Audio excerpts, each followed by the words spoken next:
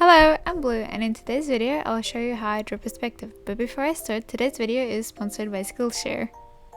I'm sure you're well aware of Skillshare by now. Skillshare is an online platform that offers classes on all types of skills by professionals like photography, digital art, and so much more. My favorite class at the moment is Storytelling 101, Characters, Conflict, Context, and Craft by Daniel Ross Alder, which is something I'm still actively following. But did you know Skillshare also offers career-focused classes to help follow your creative dreams and build a career that best fits you? As a full-time artist, I sometimes have no clue what I'm doing, which is most of the time. I struggle a lot with time and financial management, along with a lot of self-doubts about following a creative career. Luckily, Skillshare offers classes on these very topics: creative confidence and silencing your inner critic, and a class called Productive and Time Management, which are both very insightful and interesting. I'll have the link to both of them in the description. Skillshare also offers tons more career-focused classes, such as the ones I have listed over here. It's always fun to learn new and interesting things, whether that's for hobbies or building a future career. If you're interested in joining Skillshare, the first 1,000 people to join the link in my description will get 1 month free. Thank you again to Skillshare, and now onto the video. Perspective is something I recently started drawing. I felt like I needed to add something to spice up my character art and make my pieces look more interesting. I was stuck putting my characters in the same perspective over and over again, and I really disliked drawing feet and legs, so there was no ways I was going to draw full bodies to spice up my art. So to make things a little bit more interesting, I started adding perspective, and I'll show you how to do that. Backgrounds along with environments aren't something I've put a lot of time to learn in perspective, so instead I'll be showing you how to draw perspective with like character art. First, what is perspective? As Google defines it, perspective in art usually refers to representation of three-dimensional objects or spaces in two-dimensional artworks. Artists use perspective techniques to create realistic impressions of depth and to play with perspective to present dramatic or disorientated images. So now that we know what perspective is, let's get down to the basics. Knowing about shape is important to be able to draw perspective. Shape as in form, so to make sure you know a little bit about form to be able to get used to this. I have a video about covering the basics of how to draw form and how to learn it and why it is important, and I'll have that linked in the description. Here's how shape can come in handy. When you're drawing perspective, you're taking shapes and adding one closer to the viewer and one further, or you're stacking them on top of each other. Now these are just shapes, but I'll show you how I use this method to draw this with anatomy. The important part is knowing how far the viewer is from the floor or shape and what angle it's at. To determine this first, you can make a small diagram to the side where the floor is and where the shape is and where the viewer is. It's kind of like a planned out camera sequence, I guess you can call it. The angle is also very important, so like from a 60-degree angle the shapes will look like this, from 85 they will look like this, 90 and 130. So just like know from which angle that the viewer is looking at. Now you can dramatize this by making the shapes in the background a lot smaller than the ones in the front. This depends how close the object is to the viewer, of course, like this. My fingers are obviously a lot bigger than my palms because my hand is a lot closer to the camera. A good practice is to draw a bunch of shapes in just wacky, creative angles. So let's move on to the next thing that will really help with perspective. It's something called rubber bands. Rubber band is a line that wraps around a shape. You can think of it almost like an elastic band that wraps around the width of a shape. Rubber bands are helpful to be able to keep track of the width, length, and center of the shape. Here's a square where I have added the rubber bands. So here's the length, here's the width, and here is the center. You can almost imagine it where you've put the rubber band. If you cut that shape in half and you look at it, you'll be able to see what kind of shape the rubber band has kept. If you know what a single line circle looks like, so just a circle like this, but from different angles, it'll help you determine where the shape is going and in what direction the shape is going. Here's an example.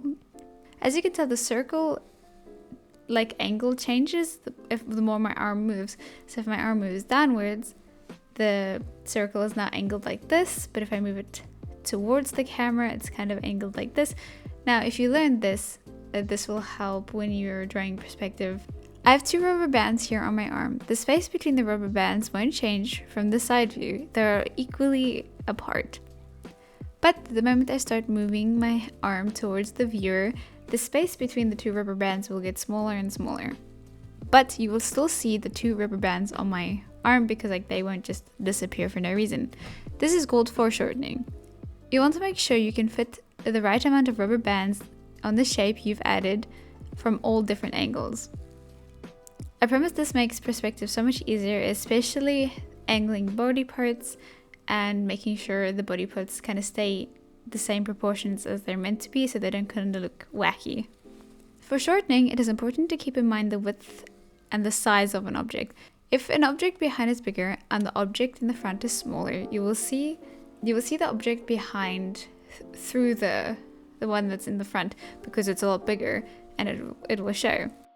Here, for example, my palm is obviously a lot bigger than my fingers, so even though my fingers are in front of my palm, you will still see my palm, but you can also still see my fingers. It's just because it's bigger. But because my palm is a little bit bigger than my forearm, you won't see that much of my forearm. So you really have to learn the shapes and the sizes of anatomy and which parts are bigger and which parts are smaller. So this is also where rubber bands can come in handy, because you can keep track of how big or how many rubber bands should be on the body part. And remember, the object that is further away will be smaller than the object closer to the viewer. Now let's get down to drawing figures in perspective. This seems a little intimidating at first, but if you know some of the basics of anatomy, you can learn this pretty easily.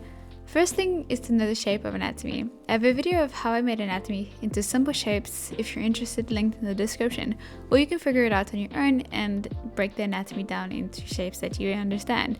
But just basically having them in shapes is important.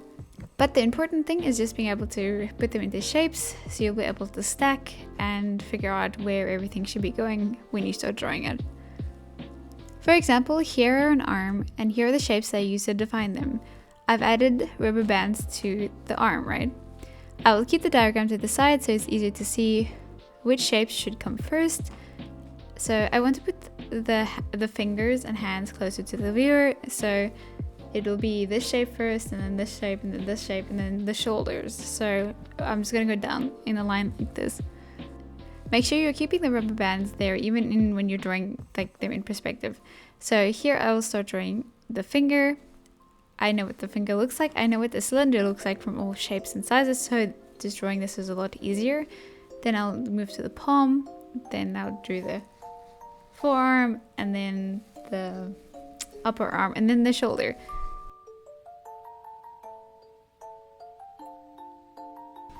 You can probably notice that in some spots I draw the rubber band first. This is because it's easier to plan, so I would draw circles in the direction that the shape is going, like I did with the arm and then the fingers. I feel like this just makes it a lot easier to plan out where everything is going and the angle that the thing is supposed to be in.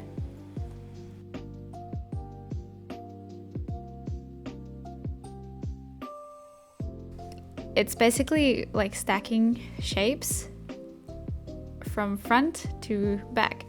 Now you can do this reversed as well. If you want to do it from the shoulder, it would just be reversed. So your starting point would be here instead. So shoulder, upper arm, forearm, and then the hand. Again, it's just keeping track of where the objects would be and then the size of the object. So you can see with the other angle, I drew the hand a lot smaller because it's in the background. It's a lot further from the viewer.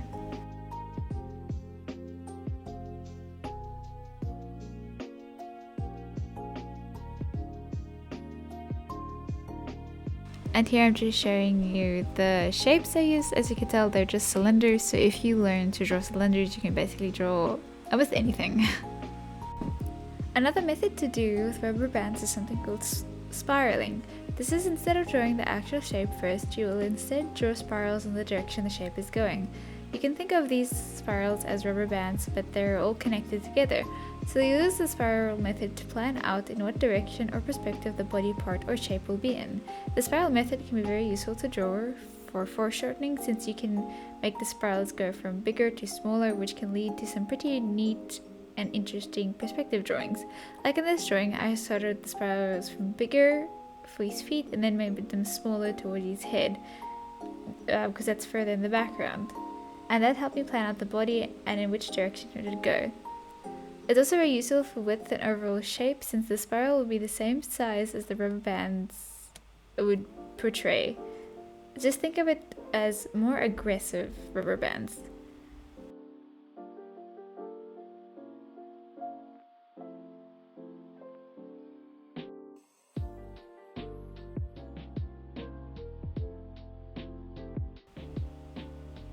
Like in his arms, the spirals show the width, length, and angle of his arm, and then I just made the layer lighter and then I drew over it because it was like a reference for me.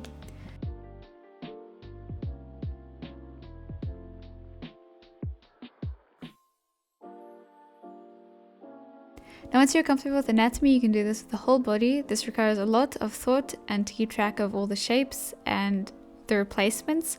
Every shape needs to be taken into consideration and where there will be.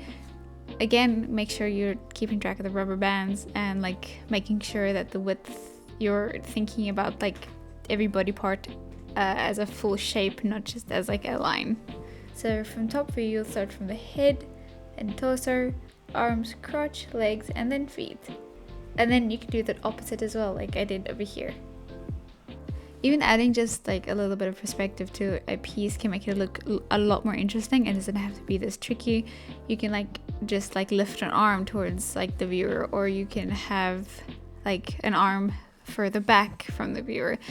Just adding just a little bit here and there really helps the piece like come to life. Remember, it's okay if it looks goofy at first, like especially if you're just starting out.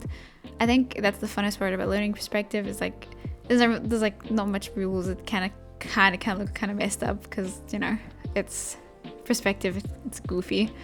So just have fun with it. Just try drawing your figures like that, and you know, after a while you'll start getting better and better and better, and it'll become a lot easier. So I now have a Pinterest where I save references and study materials. So I have an album for pictures in perspective. If you'd like to look at that, maybe use those as reference or practice, I will have those linked in the description. Also just have a bunch of other study like references, anatomy references there if you're interested. Thank you again to Skillshare for sponsoring this video, and I hope everybody has a lovely day and have fun arting. I'll see you soon. Bye bye.